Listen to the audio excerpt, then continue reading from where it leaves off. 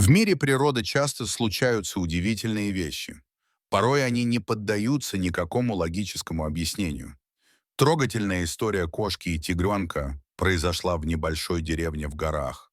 Мужчина по имени Давид, который всегда любил животных, наткнулся на двух брошенных малышей.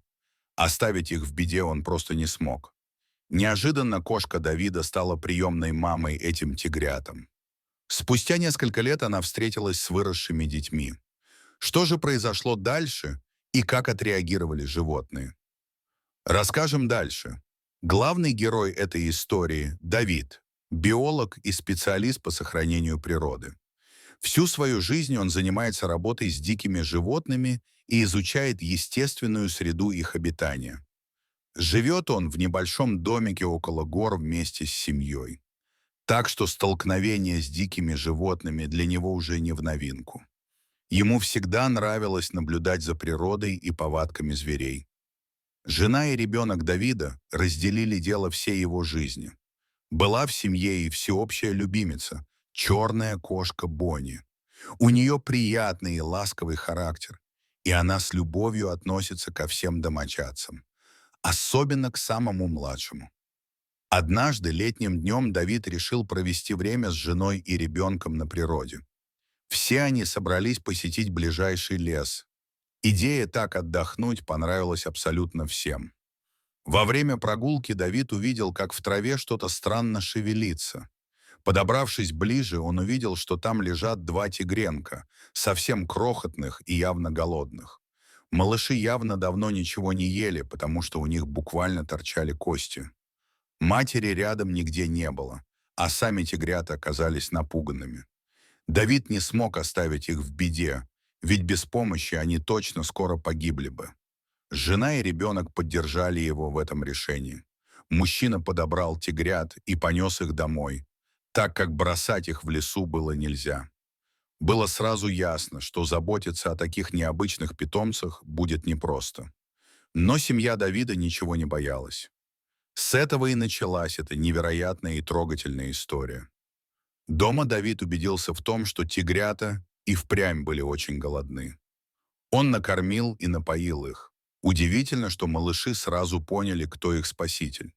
Они прибились поближе к мужчине и не хотели от него отлипать. Но им нужна была и материнская забота, а человек такого дать не мог.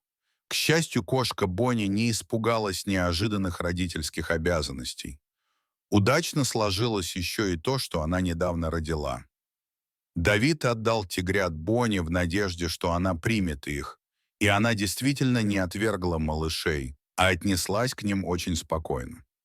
Сначала, конечно, была немного настороженной, но поняла, что никакой угрозы от них нет. Бонни даже заинтересовалась тигрятами, одновременно и не похожими на нее саму и ее детей. Кошка стала отличной мамой приемным малышам. Она учила их всему, как ходить, играть, ухаживать за собой. Защищала от обидчиков и опасностей, хотя они и сами способны были дать отпор. Удивительным образом между обычной кошкой и тигрятами сложились очень теплые отношения. Давид никогда не видел подобного. Такое ощущение, словно эти животные всегда были вместе одной семьей. Даже подрастая, тигрята продолжали относиться к Бонни как к своей маме. По словам самого Давида, благодаря этой истории он узнал больше об истинной любви. Малыши стали для него образцом теплоты и ласки. Вся семья была в восторге от тигрят. Жена и ребенок Давида полностью посвящали себя заботе о животных. Каждый день приносил что-то новое и интересное. Увы, со временем тигрята слишком сильно выросли. Содержать их в домашних условиях стало неудобно и небезопасно. Конечно, семья Давида не хотела расставаться со своими подопечными, но иного выхода просто не существовало. После долгих обсуждений было решено отвезти тигров в зоопарк. Кто-то мог бы подумать, что правильнее было вывести животных на природу и отпустить. Но ведь они выросли в домашних условиях, поэтому не смогли бы приспособиться к дикой среде. В зоопарке же созданы хорошие условия, приближенные к естественным. Очевидно, там им будет лучше, чем в домашней тесноте. Прощаться с тиграми было грустно. Но подобное решение лучшее в сложившейся ситуации.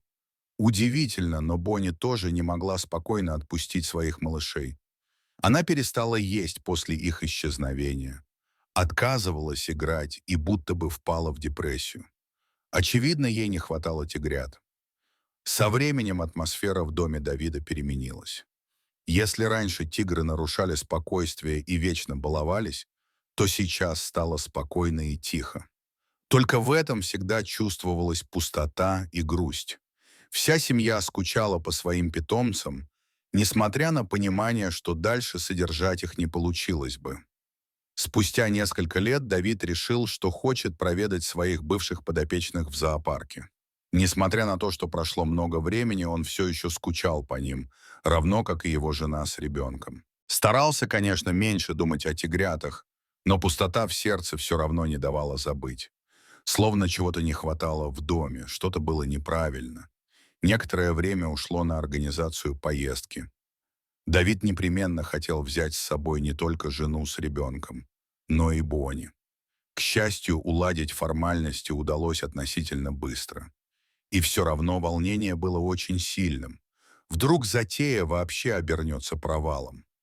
По приезду в зоопарк Давид задавался вопросом, узнают ли его тигрята, насколько они выросли за эти несколько лет. Вероятно, они сильно поменялись, стали огромными мощными кошками. Да еще и наверняка нахватались каких-то диких повадок от своих сородичей, с которыми их поселили.